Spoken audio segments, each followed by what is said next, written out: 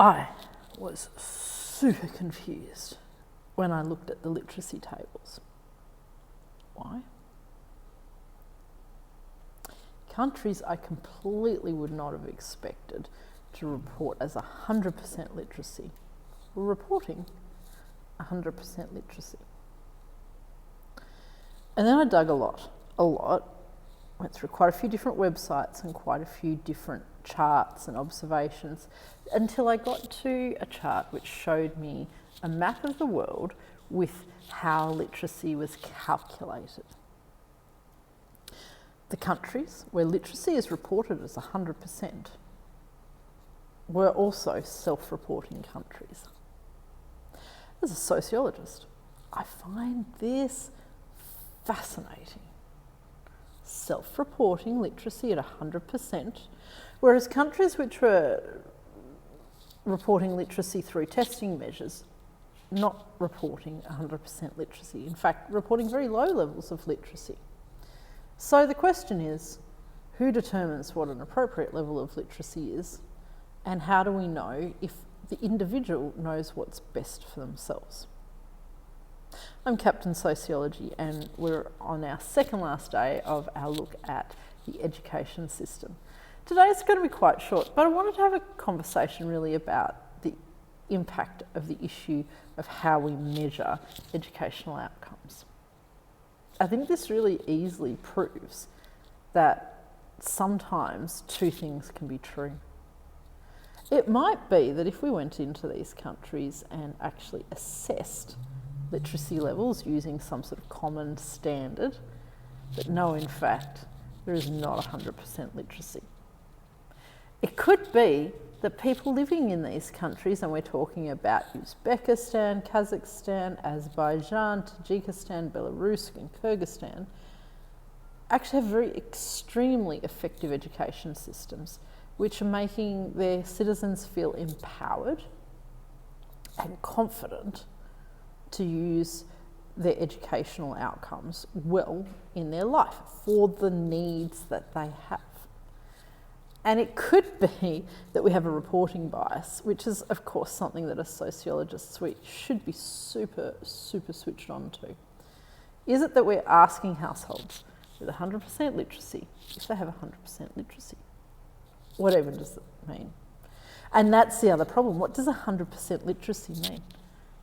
I have a master's degree, a bachelor's degree, and a range of professional outcomes that I'm very proud of, very happy with, and I've worked really hard for.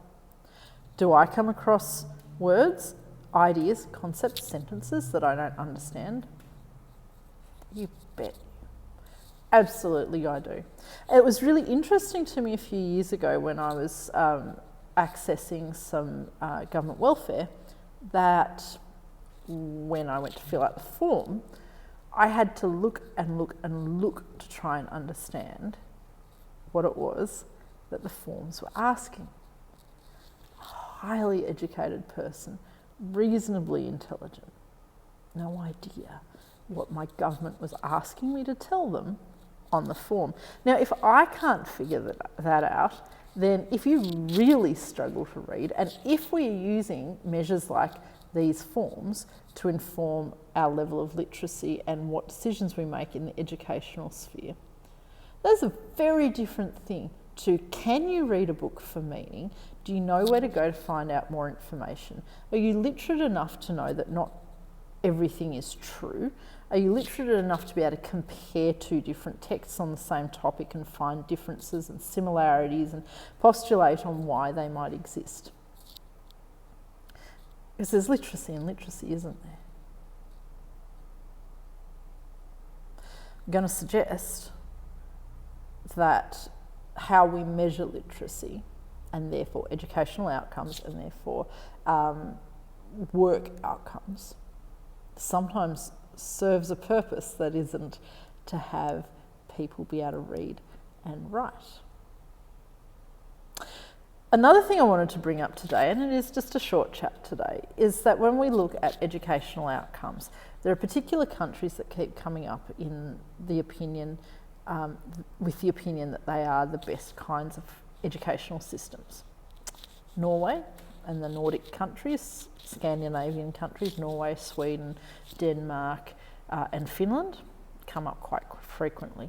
Popular models of education for people who want to say, education isn't right.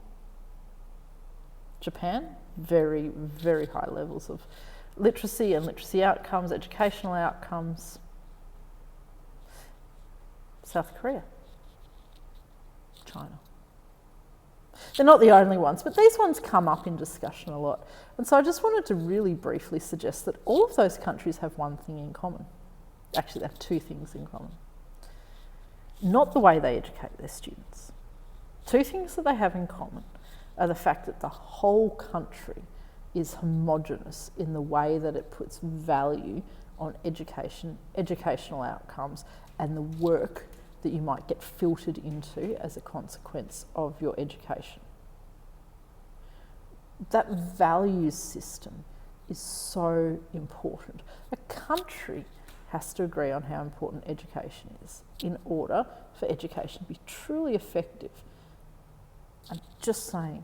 I'm also going to suggest that they're very wealthy countries. I know China's GDP, don't at me, but in respect of the fact that there aren't huge differences and everybody is doing okay. Okay, so you don't have a big inequality across the population, and your population isn't desperately poor as a general rule. Makes a really big difference. And this is a point I've kind of made across our discussion this week. Education still is, to some degree, the pursuit of the wealthy. It was historically, it was ancient, it is now still a pursuit of the wealthy. And I think, governments have made great efforts to make that not the case. But I don't think it's possible to completely, particularly if you're talking about great inequalities in populations or a significantly poor population, I don't know that it's possible or right or necessary or helpful for governments to just say absolutely education is the only way. Because if your family is struggling to buy food, pay for power, struggling for a roof over their heads, it doesn't matter. It doesn't matter how good education is if you can't deal with the here and the now. Think Maslow's hierarchy. If you can't deal with that very bottom rung, education is not that relevant right now. So that's true both in situations of significant inequality for individuals and also for poverty for communities.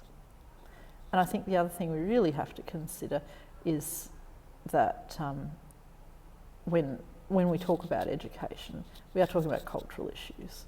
Not every culture, whether we're talking about a country, a community, a family, values education in the same way, and where we see excellent education outcomes is where we have some homogeneity of culture. Everybody has an agreement about how important education is.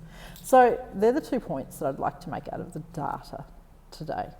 Tomorrow we're going to ask that critical question, the critical part of our sociological imagination. How can it be different? What can we do? So I've been Captain Sociology, and I'll catch you next time.